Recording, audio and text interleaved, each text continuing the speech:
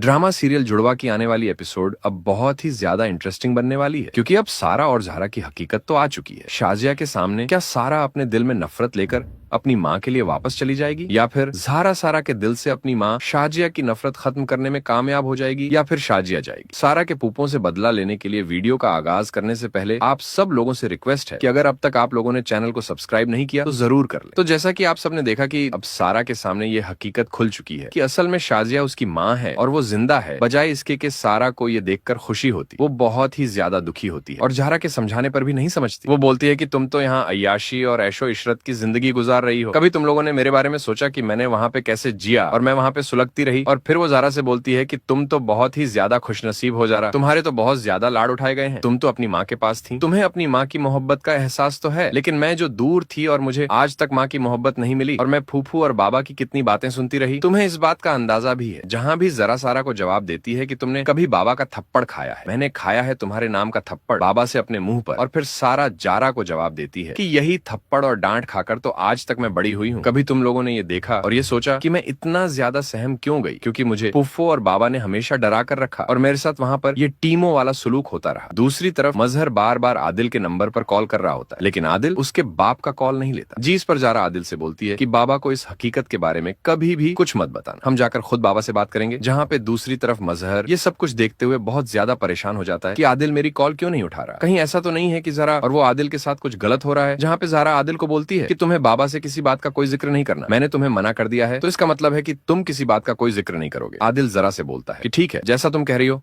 मैं वैसा करूंगा, लेकिन एक दफा मामू की कॉल तो उठाने दो, वो परेशान है हमें लेकर। मैं उन्हें बता दूंगा कि हम ठीक ठाक हैं और हम 1-2 दिन में वापस कराची आ जाएंगे। जिसके बाद ज़रा आदिल से बोलती है कि तुम सारा को समझाओ, वो यहाँ पर नहीं रहना चाह रहे, मैंने उसे बहुत समझाया है, लेकिन वो मेरी बात सुनने के लिए तैयार नहीं है। सारा सारी जिंदगी माँ के प्यार को तरसी है और आज जब माँ उसके सामने है तो वो उसे क्यों छोड़कर जा रही है। मैं नहीं चाहती कि सारा दोबारा उस माहौल में जाए, क्योंकि मैं वहां पर रहकर देख कर आई हूँ और मुझे अंदाजा हो गया है कि सारा का मार रहना कितना मुश्किल था और सारा ने बहुत ज्यादा दुख और तकलीफें बर्दाश्त की हैं। मुझे वहां जाने के बाद इस चीज का अंदाजा लगाया गया, लेकिन मैं कभी भी पुप्पों को माफ नहीं करूंगी। मैं इस चीज का बदलाव उससे जरूर लूंगी कि उसने मेरी बहन के साथ ये कुछ किया और मेरी माँ को इतना डरा धमका कर वहां से निकाल दिया। अब सारी की सारी हकीकत मेरे सामने आ चुकी है, इसीलिए मैं कभी भी अपनी जिंदगी में तुम्हारी अम्मी को माफ नहीं करूंगी। आदिल चाहे इसके लिए जो कुछ भी हुआ मैं उसको सजा जरूर दिलवाऊंगी। फिर आदिल ज़ारा से बोलता है कि जरा तुम जो भी करोगे मुझे पता है कि तुम बिल्कुल ठीक करो और मैं इस मामले में तुम्हारा साथ दूंगा और मैं हमेशा हक और सच के साथ तुम्हारे साथ खड़ा रहूंगा और तुम्हारे साथ लड़ूंगा। फिर आदिल ज़ारा से बोलता है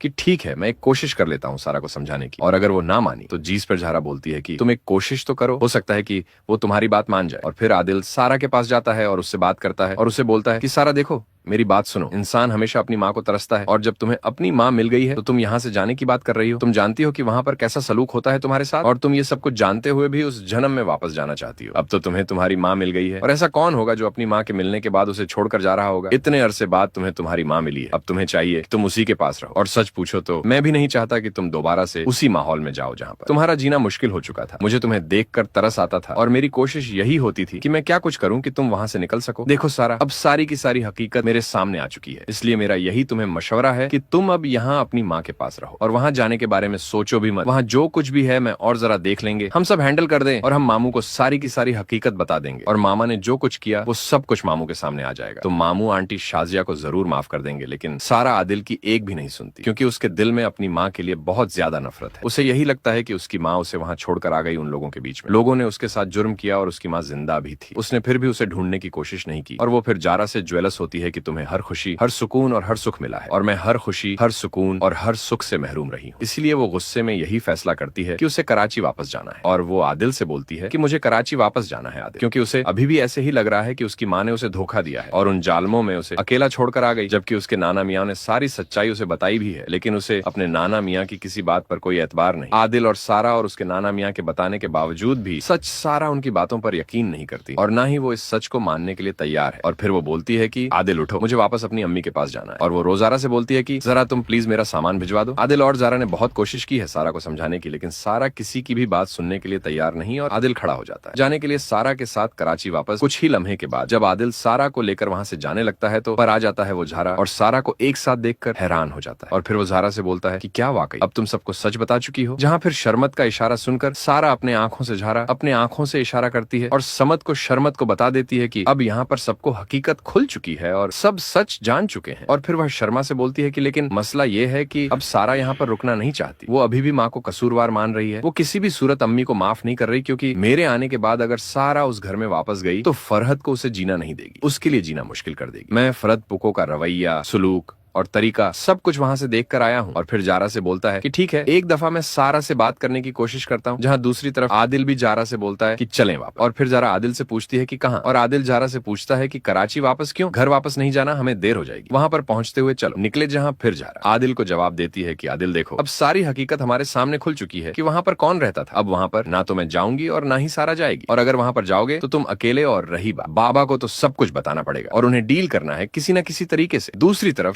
शाजिया भी सारा से प्यार और मोहब्बत से बात करने की कोशिश करती है, उसे समझाने की कोशिश करती है और सच बताने की कोशिश करती है कि देखो सारा जो कुछ भी हुआ उसमें ना तो मेरा कसूर है और ना ही तुम्हारा कसूर। हम सबके साथ एक धोखा हुआ है और मेरी बात यही सच है और यही हकीकत है, चाहे तुम इस पर एतबार करो या ना करो। वो जैसे ही और फिर सारा उसकी बात नहीं सुनती और वहां से उसके पास जाने के लिए खड़ी हो जाती है। शाजिया सारा के कंधे पर हाथ रखती है तो सारा नफरत से अपनी माँ का हाथ पीछे हटा देती है और शाजिया के दिल में सारा की ये हरकत देखकर बहुत ही ज्यादा तकलीफ होती है। लेकिन सारा भी अंदर से बहुत ज्यादा टूट चुकी है और वो बहुत ज्यादा दुखी है। वो किसी सूरत में भी अपनी माँ की बात नहीं मान रही और ना ही उसकी किसी बात का जवाब दे रही है। वो इसी बात पर बाजिद है कि उसे कराची वापस जाना है अपने बाबा और अम्मी के पास। नाजरीन, मुझे ऐसा ही लग रहा है कि जैसे शाजिया अब अपनी बेटी सारा को लेने के लिए वापस जाएगी फरहत के पास, और फिर फरहत को सजा होगी कि उसने इतना बड़ा घनौना जुर्म किया है।